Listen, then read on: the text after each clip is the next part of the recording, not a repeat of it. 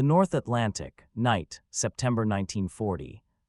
A sharp wind whips across a heaving, ink-black sea. The air is thick with salt spray and the biting cold that seeps through the thickest wool. There is no moon, only the faint, ghostly shimmer of the Milky Way illuminates the silhouettes of 24 merchant ships, a slow, ponderous convoy creeping westwards. They are silhouetted against the star-flecked void, their engines a low, steady drone against the ocean's sigh.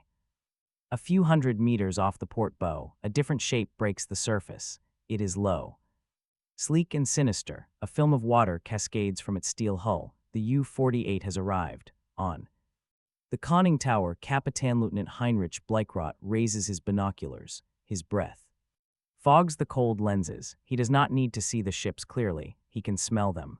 The scent of fuel oil and fear is carried on the wind. For hours he has been shadowing this herd, radioing their position to U-boat command. In Lorient now the orders are final. The Wolfpack is gathering. Other shadows just like his are sliding through the darkness, closing in from all points of the compass. They are hunters, patient and unseen. The convoy sails on, oblivious, in the quiet of the bridge. Bleikrot gives a soft, almost inaudible command. The hunt is about to begin, and the masters of this dark domain are moving in for the kill. This moment of predatory perfection, however, was the culmination of a desperate gamble born from the ashes of a previous, humiliating defeat. The story of the Wolfpack does not begin in the turbulent Atlantic of 1940, but in the silent, imposed humiliation of Versailles 15 years earlier. The Treaty of 1919 was designed to ensure Germany could never again threaten the world's sea lanes. Its surface fleet was scuttled or surrendered. Most critically, Article 191 explicitly forbade the possession or construction of submarines. The U-boat arm, which had nearly strangled Great Britain into submission in 1917, was to be erased from history. The Kriegsmarine was to be a coastal defense force, nothing more. But in the shadows of the Weimar Republic, the seeds of resurrection were being sown. A clandestine submarine design bureau, Ingenieurskantoor voor Scheepsbouw, was established in the Netherlands. German engineers, working with foreign partners in Spain, Finland, and Turkey, secretly kept the art of U-boat design alive. When Adolf Hitler repudiated the Treaty of Versailles in 1935, he did not start from zero. The blueprints were ready. The first new U-boat, U-1, was commissioned a mere 2 months later.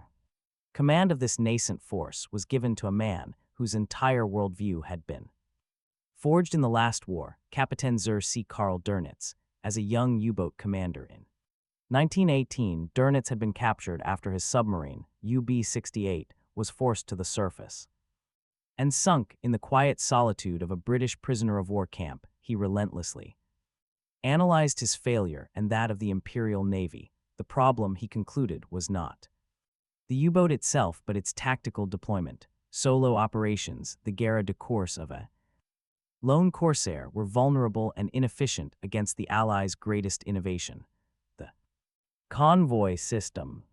A single U-boat might sight a convoy, but it was a needle in a haystack.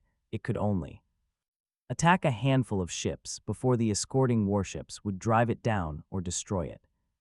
The solution, Dönitz theorized, was coordination. What if, upon sighting a convoy, a U-boat did not attack immediately? What if it became a shadower, a persistent, unseen eye continuously radioing the convoy's position, speed, and course to a central command? This command could then vector in every other U-boat within a radius of hundreds of miles. They would form a mobile patrol line ahead of the convoy's path. Then, under the cover of darkness, they would strike en masse. The escorts would be overwhelmed, the convoy's defensive perimeter shattered. He called this concept the Rudel tactic, the pack tactic. This revolutionary idea, however, collided with the strategic orthodoxy of his superior, Grand Admiral Erich Raeder. Raeder, a surface fleet admirer, championed the construction of a massive, balanced fleet centered on grand battleships like the Bismarck and Tirpitz. As outlined in the ambitious Plan Z to Raeder, U-boats were a defensive subsidiary weapon. Dönitz argued with fanatical intensity that Germany's only chance to defeat the dominant Royal Navy was not to challenge its battle line, but to starve it. Britain was an island empire. Its lifeblood was the merchant shipping that crossed the Atlantic, cut that artery, and the empire would bleed out. He calculated that to win a tonnage war, he needed a fleet of 300 frontline U-boats. He would never receive them. When war broke out in September 1939, Dönitz had just 57 U-boats, and of those, only 22 were the larger, ocean-going type VIIs capable of Atlantic operations. It was a pitifully small force, but it was a force led by a man with a ruthless, proven doctrine.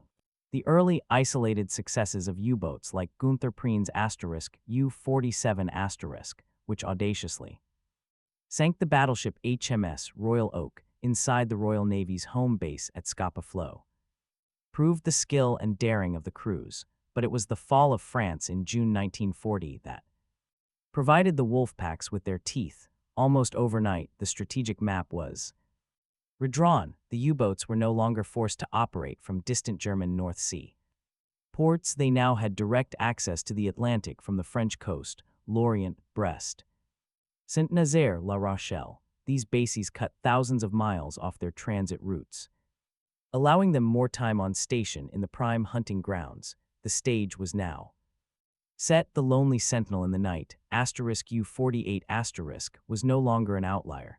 It was the harbinger of a new and terrifying form of naval warfare, one that would plunge Britain into its greatest crisis of the war. This shift in geography coincided with a period of profound vulnerability for Britain, creating the perfect storm for the Wolfpacks to unleash their deadliest harvest. With the fall of France, the shackles were off. The U-boats surged into their new French bases where they were greeted as heroes. The ports became fortified lairs with reinforced concrete pens capable of withstanding direct bomb hits from these bases. The Type VII and Type IX U-boats could now reach the mid-Atlantic with ease, operating far beyond the effective range of British land-based aircraft. This area, known to the U-boatmen as the Black Gap and to the Allies as the Air Gap, was about to become a killing field. The late summer and autumn of 1940 marked the beginning of what U-boat commanders would later recall with grim nostalgia as Die glückliche Zeit, the happy time for the Kriegsmarine. It was a period of almost unchecked success for the Allied merchant marine. It was a slaughter. The convoy system was in place, but it was critically weak. The Royal Navy, stretched to its absolute limit by the evacuations from Dunkirk and the ongoing threat of invasion, was desperately short of escort vessels. Corvettes, like the hardy Flower class, were being built in great numbers, but they were small, slow, and notoriously poor sea boats, often as dangerous to their crews in a storm as they were to the enemy. Escort groups were ad hoc, with little time to train together. Most critically, convoys could only be escorted by surface ships for a few hundred miles out from the British Isles. Once they passed that point, they were on their own, traversing the vast, unprotected expanse of the air gap until they could be met by a local escort group from Canada. It was in this void that Dönitz's Rudel tactic proved its brutal efficiency. The system worked with chilling precision. A lone U-boat, designated the Fühlungsschalter Shadower, would make contact with a convoy. Its primary duty was not to attack, but to stalk. It would sit just over the horizon, its radio antenna buzzing with encrypted reports to U-boat command BDU Befehlshaber der Unterseeboot in Lorient. There, in the fortified command bunker, Dönitz and his staff would plot the convoy's position on large situation maps. They acted as the brain of the operation, calculating intercept courses and directing other U-boats, sometimes 5, 10, or even 20, to converge on the location. The attacks almost always came at night on the surface. A Type VII U-boat with a surface speed of over 17 knots was faster than most escort vessels and every merchant ship running on diesel engines. It was virtually invisible, a low, dark silhouette against the Black Sea. The U-boats would slip between the columns of merchant ships, often so close the crew could hear the voices of the sailors on deck or the music from a cabin. Radio, they would fire their fan of torpedoes from point-blank range. The dreaded fetcher, the first sign of attack for a merchant sailor, was often the shattering explosion that tore his ship, or the one next to him, in half. The escorts equipped with primitive, short-range ASDIC sonar that could only detect submerged targets were blind to a surfaced U-boat. By the time they reacted to the flash and sound of an explosion, the attacker had already dived deep or was speeding away into the darkness to reload and circle back for another run. The chaos was absolute: sinking ships, burning oil, the screams of men in the water, and the frantic, often futile depth charge attacks of the escorts. In the span of a single night, a Wolfpack could decimate an entire convoy. Between July and October 1940, the U-boats sank over 270 ships, totaling more than 1.4 million tons. The losses were unsustainable. Britain was being bled dry. The masters of the sea had found their domain, and for a terrifying season they ruled it without challenge. But this reign of terror was built on a fragile premise: the continued existence of the air gap. It was a sanctuary that the Allies, driven by desperation and ingenuity, were already working to eliminate. The masters of the sea were about to find their domain contested from a new dimension: the sky. He is alone, not in the sense of physical solitude. His crew of 44 men surrounds him in the steel tube, but in the weight of absolute command, in the dim red light of the control room, which preserves night vision. The atmosphere is a thick cocktail of smells: sweat, diesel, boiled cabbage, and the faint metallic tang of fear. The commander, perhaps in his late 20s, stands on the bridge during a night attack, the wind biting his face. Below his feet, the boat is alive with quiet intensity. The helmsman steers by compass. The radio operator listens for BDU signals. The chief engineer monitors the twin diesel engines, the boat's lifeblood on the surface.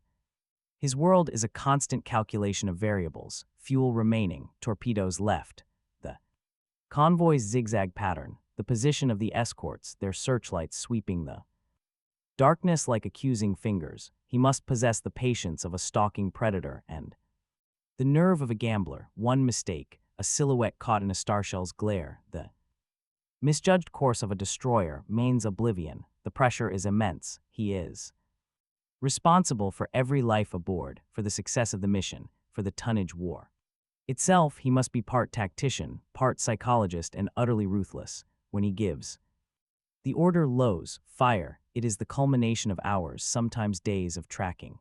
The lurch of the boat as the torpedoes eject is followed by an agonizing wait, counting down the seconds until the detonation. A hit is met not with cheers, but with a grim professional satisfaction. A miss is a wasted asset, a risk taken for nothing. This command isolation forged a unique breed of warrior, revered by his men and lionized by Nazi propaganda, yet perpetually balanced on the knife edge of a violent death. The cold, dark water. The weapon he commanded was a masterpiece of focused engineering, the Type VIIC. U-boat was the workhorse of the Kriegsmarine, a 67-meter-long vessel of brutal efficiency. It was not a comfortable craft. It was a tool designed for a single, deadly purpose. Its greatest strength was its simplicity and ruggedness. It could crash dive to periscope depth in about 30 seconds, a life-saving maneuver that became a well-rehearsed ballet of controlled chaos. On the surface, its diesel engines gave it the speed to outrun most escorts. Underwater, it was slow, quiet, and vulnerable, running on electric motors with a strictly limited battery capacity. Its primary armament was the G7E torpedo, an electric weapon. It left no bubbling wake of compressed air like its predecessor, making it a truly stealthy killer. It carried a 300 kg warhead, enough to break the back of a 10,000-ton merchantman. The boat itself carried 14 of these, fired from 4 bow and 1 stern tube, for surface defense against aircraft or small vessels. It was equipped with a 88 deck gun and anti-aircraft cannons. Though engaging in a gunfight was a admission of a failed torpedo attack. Life inside was a test of endurance. The crew slept in shifts, hot bunking in narrow bunks. Sandwiched between torpedoes and machinery, fresh water was rationed for drinking. Only washing was a luxury. The air grew thick and foul, a mixture of carbon dioxide from breathing, fumes from the batteries, and the stench of diesel oil, damp wool, and unwashed bodies. After weeks at sea, the condensation dripped from the cold steel hull, soaking everything. It was a claustrophobic, unsanitary, and psychologically draining environment. The boat was both their home and their tomb, a steel cocoon that separated them from the crushing pressure of the deep. They lived by a simple calculus. The boat, technology, and their own skill were all that stood between them and the abyss. Yet for every hunter in his steel tube, there was a prey, a man facing the same terror. From the other side of the torpedo's track, he stands his watch on the deck of a heavily laden tanker or a freighter stuffed with aircraft and ammunition. He is not a naval sailor but a merchant mariner, a civilian. He wears no uniform, yet he faces the same steel, the same torpedoes, the same freezing water. His ship is old, slow, and defenseless, a floating bullseye in a vast gray ocean. His world is defined by a constant, gnawing anxiety that peaks with the setting of the sun. The night belongs to the U-boats. When the attack comes, it is without warning, a deafening roar, a shudder that runs through the very spine of the ship. The deck plates buckle. The night is torn apart by column of fire and water. The ship, if carrying ammunition or aviation fuel, might simply vanish, leaving a scorched patch on the ocean's surface. If it's a slower death, the order abandon ship is shouted, if it can be heard at all. The lifeboats, if they can be launched, are often smashed against the hull or lost in the chaos. Men leap into the water, a black churning cauldron of burning oil and debris. The cold is the true killer. The North Atlantic water, even in summer, can induce hypothermia in minutes. A man's life expectancy in that water is measured in a handful of agonizing moments. Those who find a raft or a lifeboat face a different kind of hell: dehydration, exposure, and the lingering hope that an escort, itself busy hunting the submarine, will spot them. They sailed not for glory, but for a paycheck and a sense of duty. They were the unsung, anonymous heroes of the Allied cause, and their sacrifice was written not in headlines, but in the grim, rising tally of tonnage lost. Far from the exploding ships and the freezing oil slicks, in the map rooms of Whitehall and the Wolf's Lair, the Battle of the Atlantic was reduced to its most brutal mathematics. In London, Prime Minister Winston Churchill and the Admiralty tracked the weekly shipping losses with a sense of mounting crisis. For Churchill, the U-boat peril was the only thing that ever truly frightened him. He would later write, "The Battle of the Atlantic was the dominating factor all through the war. Never for one moment could we forget that everything happening elsewhere, on land, at sea, or in the air, depended ultimately on its outcome." The graphs told a terrifying story. The tonnage sunk was consistently outstripping the tonnage of new ships built in British and American yards. It was a race against time and attrition. Every ship lost meant fewer tanks for North Africa, fewer bullets for the Eastern Front, less food for a rationed, beleaguered British populace. In Lorient and Berlin, Karl Dönitz watched the same graphs, but with a sense of impending victory. His tonnage war theory seemed to be proving correct. The curve of ships sunk climbed steadily. He knew Britain's fragility. He pressed, demanded, and begged for more U-boats, convinced that with 300, he could deliver the knockout blow. The German Naval High Command, still infatuated with the prestige of the surface fleet, remained a hurdle. The resources poured into the Bismarck and Tirpitz were, in Dönitz's eyes, a catastrophic misallocation. The battle was not just between escorts and U-boats, but between competing visions of naval warfare within the German command itself. By early 1943, Dönitz would get his wish for a larger U-boat fleet, but by then, the Allies had already begun to fundamentally alter the equation. The masters of the sea were about to be challenged by a new, unblinking eye in the sky. This strategic deadlock, this brutal balance between hunter and hunted, could not last. Climax was inevitable, and it would be forged not just on the waves, but in the laboratories and airfields of the Allied nations. The Allied response to the Wolfpack was not a single miraculous weapon, but a relentless, multifaceted campaign of attrition and technological one-upmanship. It was a battle fought by scientists, engineers, codebreakers, and airmen as much as by sailors. The first cracks in the U-boat's invincibility began to appear not on the open ocean, but in the quiet halls of Bletchley Park, the British Ultra-Intelligence Program having cracked.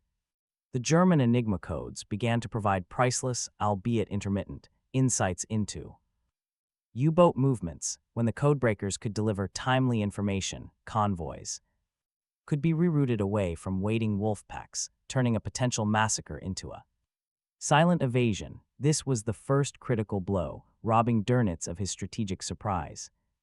But intelligence alone could not win the battle. The escorts needed better teeth. The primitive ASDIC sonar was useless against a surfaced U-boat, which is how the wolfpacks preferred to attack at night. The solution was a new eye, centimetric radar. The British-developed cavity magnetron produced a radar wave short enough to detect a submarine's conning tower or even a snorkel, a small target that earlier metric wavelength radar missed. Suddenly, the cover of darkness was stripped away. A surfaced U-boat, believing itself invisible, could be detected miles away by an escort vessel. Patrolling aircraft, the Hunter was now illuminated. To complement this new eye, the Allies developed devastating new weapons. The Hedgehog, a forward-throwing mortar, fired a circular pattern of 24 contact-fused bombs ahead of the ship, unlike depth charges which were dropped behind the ship, and gave the U-boat time to maneuver. The Hedgehog's bombs landed in a tight pattern and only exploded on direct contact with the hull. It was a psychological as well as a physical weapon. The silence following a salvo that missed was stark, telling the crew they had failed, but a hit was almost always a kill.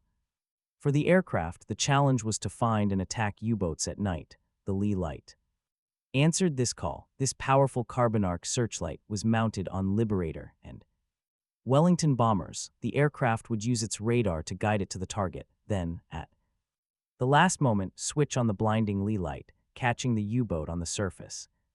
Fully exposed before it could crash dive, the combination of centimetric radar and the Leigh Light turned the night from a U-boat's shield into a death trap. The most critical strategic shift, however, was the systematic closure of the mid-Atlantic air gap. This was achieved through two key developments: very long-range VLR B-24 Liberator bombers equipped with extra fuel tanks and the introduction of small merchant aircraft carriers, or MAC ships, and later dedicated escort carriers.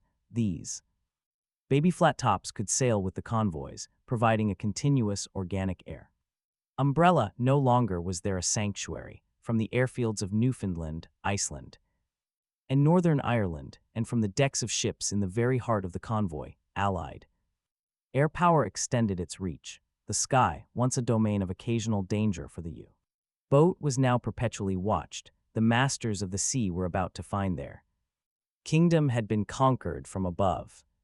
This mounting pressure, this ever-tightening noose of technology and surveillance, was leading inexorably to a single catastrophic month that would break the back of the U-boat offensive. May 1943. The North Atlantic weather remained brutal, but for the first time, the storm was not the U-boat's greatest ally. Dönitz, now Grand Admiral following Reeder's resignation, had over 100 operational U-boats at sea. He was confident he had new, more sophisticated U-boats in development, and his intelligence suggested the Allies were on the back foot. He ordered a maximum effort, concentrating his packs against the key convoy routes. The stage was set for a decisive confrontation. It came with convoys ONS-5, HX-237, and SC-130. The battle around the slow-moving convoy ONS-5, which began in late April and bled into May, became a microcosm of the entire campaign. A pack of over 30 U-boats Grupp Mies closed in, For days, a running battle ensued in fog and high seas. The escorts, a veteran group commanded by the tenacious commander Peter Gretton, were no longer the disorganized amateurs of 1940. They were a cohesive, well-trained team equipped with Hedgehog, centimetric radar, and HFDF. They fought with a ferocious, calculated skill. They anticipated the U-boat's moves, hounded them relentlessly, and attacked with precision. When the fog lifted, air cover from Iceland and a supporting escort group arrived. The U-boats were caught in a vice. In the final, frantic days of the battle, the escorts and aircraft sank 6 U-boats for the loss of 12. Merchantmen, a tactical draw, but a profound strategic defeat for Dönitz, the Wolfpack, had been met, blunted, and bloodied. The following convoys, HX 237 and SC 130, sealed the fate of Black May. They were protected by a new level of integrated air and sea power. Escort carriers like HMS Biter and USS Bog provided continuous air patrols right in the middle of the gap. Their Swordfish and Wildcat aircraft were a constant menace, forcing U-boats to dive, breaking up their coordinated surface attacks and sinking them outright. The VLR Liberators now patrolled with near impunity. The U-boats were no longer hunters. They were prey, harried from the sky and stalked beneath the waves. The statistics for May 1943 are staggering and tell the story of a catastrophic collapse. The Allies sank 41 U-boats in the Atlantic, the loss of over 1,100 highly trained crewmen. The lifeblood of the U-boat arm was a hemorrhage from which it would never truly recover. The ratio of ships sunk per U-boat lost, which had once been so favorable, plummeted to unsustainable levels. For every merchant ship sent to the bottom, a U-boat was now being destroyed. The psychological impact on the U-boat crews was even more devastating than the material losses. The confidence of the happy time was gone, replaced by a grim realization. The ocean was no longer theirs. Every shadow on the radar screen, every sound of a distant aircraft engine could mean instant death. The fear was palpable. They called the VLR Liberators Die Fliegende Sege, the flying coffins. Morale, once the highest in the Wehrmacht, began to crack. The sense of inevitable victory curdled into a desperate struggle for survival. On May 24, 1943, Karl Dönitz was forced to confront reality. He issued the order that marked the end of an era. He withdrew the Wolfpacks from the main North Atlantic convoy routes. The great tonnage war was lost. The masters of the sea had been dethroned, their reign of terror broken not by a single battle, but by a relentless, coordinated onslaught that had tamed the very environment they once ruled. The immediate aftermath of this decisive defeat was a stark landscape of sunken steel and shattered strategy, a reality that would dictate the final 2 years of the naval war. The silence that fell over the main North Atlantic convoy routes in the late spring of 1943 was deafening. Where once the ether had crackled with the encrypted reports of shadowers and the attack orders from Lorient, now there was mostly static. Dönitz's withdrawal was not an admission of defeat in the wider war, but a stark tactical necessity. He had thrown his best punch, and the Allies had not only withstood it, they had shattered his fist. The North Atlantic, the central battlefield of the naval war, was effectively closed to the Wolfpacks. The immediate aftermath was a ledger written in steel and blood. The Allied shipping losses, which had peaked at over 700,000 tons in November 1942, plummeted. In the months following Black May, they rarely exceeded 200,000 tons, while American shipyards, the arsenal of democracy, were now launching merchant ships at a rate that far outstripped all losses. The Liberty ships, once a vulnerable target, were now crossing the ocean in relative safety, their holds bursting with the men and materiel that would fuel the coming invasions of Europe. The Atlantic lifeline was not just secured, it was becoming a superhighway. For the Kriegsmarine, the cost was catastrophic. The loss of 41 U-boats in a single month was unsustainable, but more than the boats, it was the loss of the men that crippled the arm. These were not easily replaceable conscripts. A U-boat crew was a finely tuned instrument, a team of highly specialized technicians and seasoned veterans. The death of a commander like Captain Lieutenant Siegfried von Forstner of U-402*, or the entire crew of U-954*, which included Dernitz's own son Peter, was a blow that resonated through the entire service. The training pipeline could not keep up with the grim arithmetic of the deep. The average life expectancy for a U-boat crewman in mid-1943 had become shockingly short, a fact that was not lost on the new recruits arriving in Brest or Lorient. Dönitz was forced to shift his strategy radically. The massed pack attacks on convoys were abandoned. The U-boats were dispersed to what were perceived as softer targets.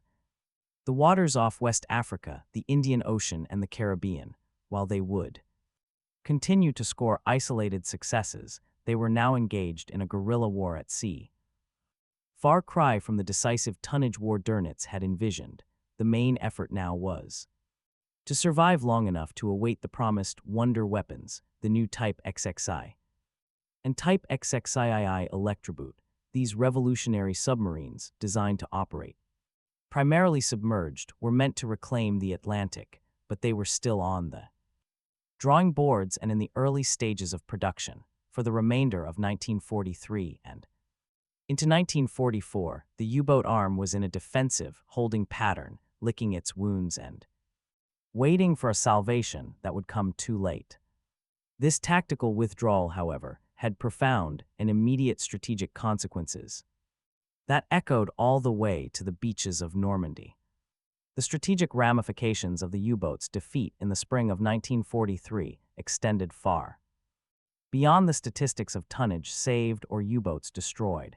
It created the fundamental precondition for the entire Allied strategy in Europe, the ability to project overwhelming power across the Atlantic. With the Wolfpacks tamed, the ocean was transformed from a contested battleground into a secure conduit. The true victory of the Battle of the Atlantic was not measured in the silence of the U-boat command network, but in the thunder of landing craft, ramps dropping onto the beaches of Normandy on June 6, 1944.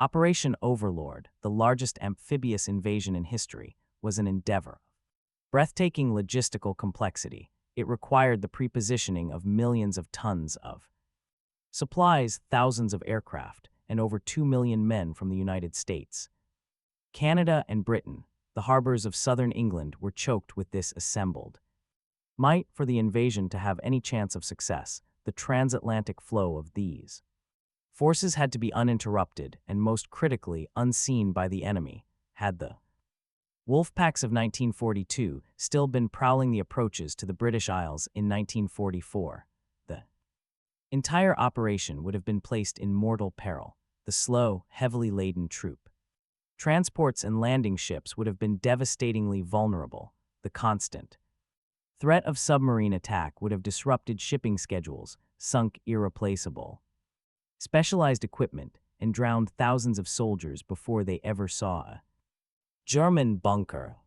But this threat did not materialize. The escorts and aircraft that had won the Battle of the Atlantic now formed a nearly impenetrable shield around the invasion fleet and its supply lines. The U-boats that did attempt to interfere with the D-Day landings were harried and hunted mercilessly. They achieved almost nothing. The secure Atlantic allowed for the miracle of the Mulberry harbors, the artificial ports towed across the Channel, and the relentless daily reinforcement that ensured the Normandy beachhead would not be thrown back into the sea. The defeat of the U-boats guaranteed that the American industrial colossus could deliver its full weight directly to the front lines in Europe. For Karl Dönitz, the war's end was a bitter testament to his failure.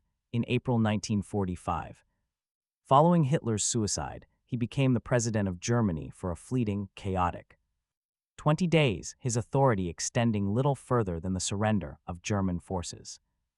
The U-boat arm, his life's work, was annihilated. Of the 1,162 U-boats commissioned during the war, 785 were lost. Approximately 28,000 of the 40,000 men who served in Them were killed, a casualty rate of 70%, the highest of any service in any nation during the war. The surviving U-boats, in accordance with Dönitz' final order, were surrendered to the Allies. The majority were sailed to Loch Ryan in Scotland and then towed out to the Atlantic and sunk in Operation Deadlight. The masters of the sea were scuttled there. Rain ended not with a final, glorious battle, but with the quiet hiss of water flooding their ballast tanks, sending them to the bottom they had once ruled. The legacy of this titanic struggle, however, would not rest on the seabed with the shattered hulls of the U-boats. It would echo through the rest of the century, reshaping the very nature of naval warfare and global power. The Battle of the Atlantic stands as a timeless testament to the interplay of technological innovation, human endurance, and strategic imperative. It was not a single battle, but a 6-year campaign of attrition, a slow, grinding war of statistics and stamina fought across the world's most unforgiving terrain. The Kriegsmarine's Wolfpacks, born from the tactical genius of Karl Dönitz, were a near-perfect solution to a specific problem. For a fleeting, terrifying moment, they mastered the dark vastness of the ocean, proving that new form of warfare could bring a traditional sea power to the brink of collapse. But their mastery was conditional, dependent on a sanctuary from the air, the Allied. Victory was not the triumph of a single weapon or a lone commander, but of a vast, integrated system. It was the synthesis of Bletchley Park's codebreakers, the shipyards of Detroit and Glasgow, the courage of merchant sailors, the tenacity of escort commanders, and the relentless reach of air power, the taming of the Wolfpacks, demonstrated that no domain of warfare could remain uncontested. The battle was ultimately won by controlling the third dimension above the sea, by closing the air gap, and illuminating the darkness with radar and searchlights. The legacy of this struggle is etched into the foundations of modern naval doctrine. It cemented the aircraft carrier's role as the capital ship of the fleet and established anti-submarine warfare as a complex ballet of air, surface, and subsurface assets. More profoundly, it serves as a permanent lesson in the fragility of global supply chains and the immense strategic advantage of commanding the commons. The Wolfpacks were masters of the sea, but only until their domain was challenged from above. In the end, their story is a powerful, enduring reminder that in the ever-evolving calculus of war, no advantage is permanent and no sanctuary lasts forever.